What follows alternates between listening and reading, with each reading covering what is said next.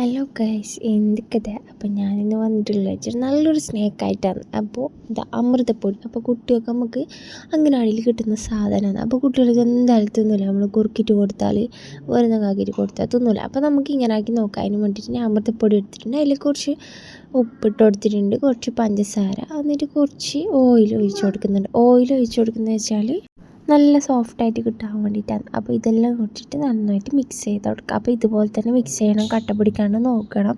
അപ്പോൾ കട്ട പിടിച്ചാൽ അത് നമ്മൾ ഇത് ലാസ്റ്റ് പരത്തുന്നുണ്ട്. അപ്പോൾ പരത്തുന്ന സമയത്ത് നമുക്ക് കട്ടായിട്ടുണ്ടാവും. അപ്പോൾ എന്നിട്ട് ഞാനിത് ചൂടുവെള്ളം ഒഴിച്ച് കൊടുക്കുന്നുണ്ട്. അപ്പോൾ ഇളം ചൂടുവെള്ളം മതി. പച്ചവെള്ളം നിങ്ങൾക്ക് പച്ചവെള്ളം വേണമെങ്കിൽ ഒഴിക്കാം, പക്ഷേ ഞാൻ ചൂടുവെള്ളമാണ് യൂസ് ആക്കൽ. എന്നിട്ട് നന്നായിട്ട് മിക്സ് ആക്കുക. അപ്പോൾ കട്ടയില്ലാത്ത പോലെ തന്നെ മിക്സ് ആക്കണം. കുറേശ്ശെ വെള്ളം ഒഴിച്ചാൽ മതി, ഒപ്പരം ഒഴിക്കാൻ നിൽക്കണ്ട, അപ്പോൾ ലൂസായി പോവും. അതിന് വേണ്ടിയിട്ടാണ് കുറച്ചായിട്ട് ഒഴിച്ച് കൊടുക്കുന്നത്. എന്നിട്ട് നന്നായിട്ട് ഇങ്ങനെ കുഴച്ചെടുക്കണം. ഇതുപോലെ തന്നെ കുഴച്ചെടുക്കണം. അപ്പോൾ എന്താ വെച്ചാൽ ഇതുപോലെ കുഴച്ചെടുക്കണം എന്ന് പറയുന്നത് കട്ട പിടിച്ചാൽ നമുക്ക് പരത്തുമ്പോൾ കട്ടയായിട്ടുണ്ടാവും. അപ്പോൾ അതിന് വേണ്ടിയിട്ടാണ് നന്നായിട്ട് സോഫ്റ്റ് ആകും പോലെ നമ്മൾ പരത്തിയെടുക്കണം. അപ്പോൾ ഞാൻ കുഴച്ചെടുത്തിട്ടുണ്ട്.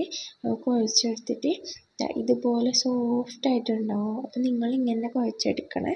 എന്നിട്ട് ഞാൻ 2 നേന്ത്രപ്പഴം എടുക്കുന്നുണ്ട്.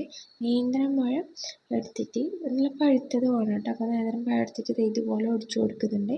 അതിലേക്ക് നമുക്ക് എത്ര വേണോ, 2 നേന്ത്രപ്പഴത്തിന് എത്ര വേണോ അത്ര തേങ്ങ കൂടി ഇതിലേക്ക് ഇടുന്നുണ്ട്. അപ്പോൾ നിങ്ങൾക്ക് ഇഷ്ടമുള്ള പോലെ, നിങ്ങൾക്ക് ടേസ്റ്റിന് എത്ര വേണോ അത്ര പോലെ ഇടാം കേട്ടോ.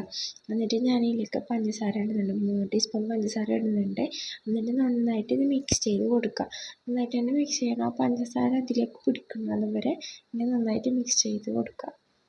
എന്നിട്ട് ഞാനിത് വാഴയില എടുത്തിട്ടുണ്ട്. വാഴയിലയിൽ ചെറിയൊരു ബോളാക്കിയിട്ട് ഇങ്ങനെ എടുത്തിട്ട് പരത്തി കൊടുക്കുന്നുണ്ട്. ആദ്യം നമ്മൾ കയ്യിൽ പരത്തി കൊടുക്കുക. അപ്പോൾ ആഴാടെ ഇങ്ങനെ മുറിഞ്ഞ പോലെ ഉണ്ടാകും. അതിനെല്ലാം ഇങ്ങനെ ഇതാക്കിയിട്ട് കൊടുക്കണം. എന്നിട്ട് നമ്മൾ ഇപ്പോൾ ചപ്പാത്തി കോല് വെച്ചിട്ട് പരത്തിയാൽ മതി. എന്നാലേ നമുക്കൊരു ഇതായിട്ട് കിട്ടുള്ളൂ.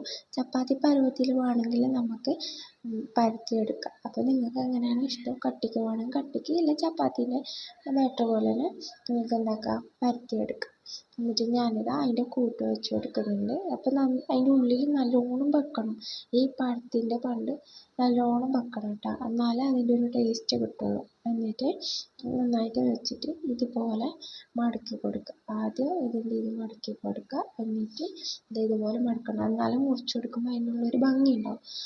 അപ്പോൾ ഇലയും കൂടി ഇങ്ങനെ മടക്കി വെച്ചിട്ട് നമുക്ക് ആവിയിൽ വേവിക്കാൻ വെക്കാം. എന്നിട്ട് ഞാൻ ലാസ്റ്റ് ആവിയിൽ വേവിച്ചിട്ടായിട്ട് നിങ്ങൾക്ക് കാണിച്ചു തരാം കേട്ടോ.